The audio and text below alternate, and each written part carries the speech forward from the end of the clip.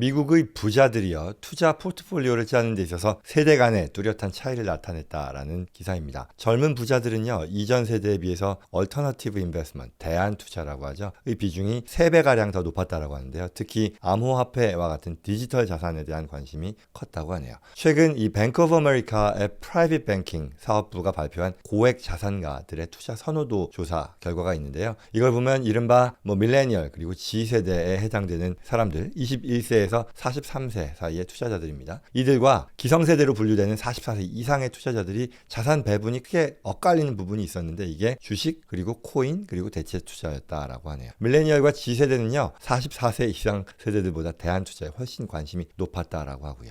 그래서 주식 같은 경우는 이 MZ세대의 자산 배분 비중이 28% 정도였었는데, 반면에 기성세대들은 55%로 차이가 가장 컸다고 합니다. 전통적인 투자처인 주식과 채권을 다 합쳤을 경우에는 MZ세대는 한 47% 정도로만 자산을 배분했는데, 이에 반해 기성세대는 자산 내에 주식, 채권을 합친 그 비중이 74%에 달해서요, 극명한 대비를 이루었다라고 하네요. 이 밖에도 MZ세대는 대체 투자, 코인의 이 기성세대보다 각각 한 12%, 14%씩 더 높은 비중으로 자산을 배분했다고 하네요. 대체 투자인데 이게 뭐냐면요, 크게 두 가지로 나눌 텐데요. 첫 번째는 프라이빗 에쿼티라고 하죠. 사모펀드입니다. 그래서 부동산, 인프라스트럭처, 사모 부동산 등에 이제 투자를 하는 건데, 이 소수의 투자자들이 주로 비상장 기업이죠. 비상장 기업의 어떤 경영진들과 개별적으로 이렇게 따로 협상해서 그렇게 투자하는 그런 방식을 말하고요. 두 번째는 헤지펀드 투자라고 합니다.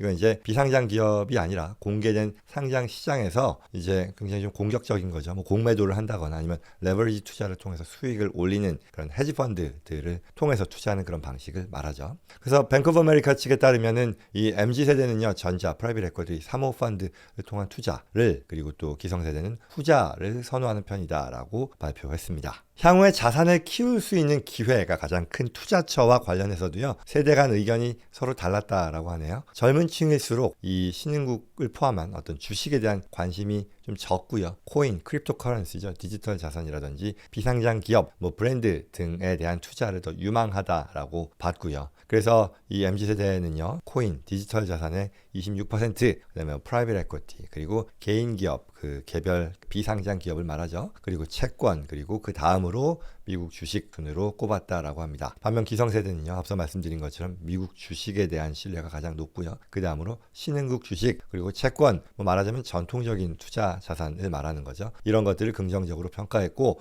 크립토 커런시, 디지털 자산에 대해 성장성이 높다고 본 경우는 4%에 그쳤다라고 하네요. 다만 이제 이 세대를 불문하고 이 선호하는 자산 클래스가 있었는데요. 바로 부동산이었습니다. MZ세대는요, 부동산이 가장 유력하다라고 봤고요. 그리고 기성세대는요, 미국 주식에 이어서 부동산을 또 꼽았다라고 하네요. 그리고 또 재미있는 부분은 전체 세대에 있어서 전체 세대의 이 고액 자산가들이 공통적으로 이 미술품과 같은 이런 콜렉터블 수집에 관심을 가진 것으로 집계되었다라고 하네요. MZ세대만 따로 보면 한 94%가 이러한 미술품이라던가 골동품, 이런 희귀한 클래식 자동차들과 같은 이런 투자처에 관심을 보였고요. 그리고 이와 같은 관심의 수준은 기성세대에 비해 2배 이상 높았다라고 하네요.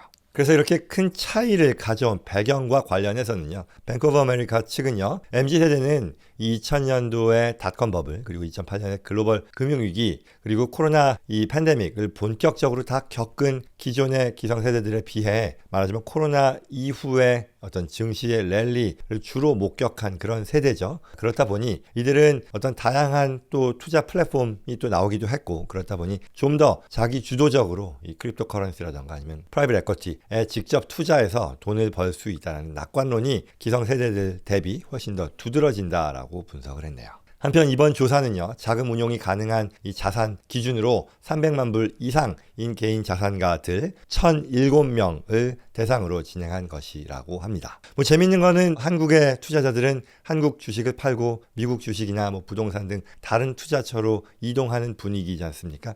한국 예탁결제원인가요? 여기서의 집계를 보면 한국 개인 투자자들이 올해 들어서만도 한국 주식은 11조 원 이상 매도했고요. 반면 미국 주식을 8조 원 이상 순매수했다라는 기록을 봤던 기억이 있는데요. 미국에서는 특히 이제 미국의 밀레니얼들, G세대들은 오히려 미국 그 본국의 주식보다 다른 대체 투자에 관심을 갖는 상황이다라는 그런 얘기가 되겠죠. 예, 아무튼 뭐 미국 내 자산가들의 투자 성향에 대한 최근 뱅크 오브 아메리카의 설문조사 내용이었습니다.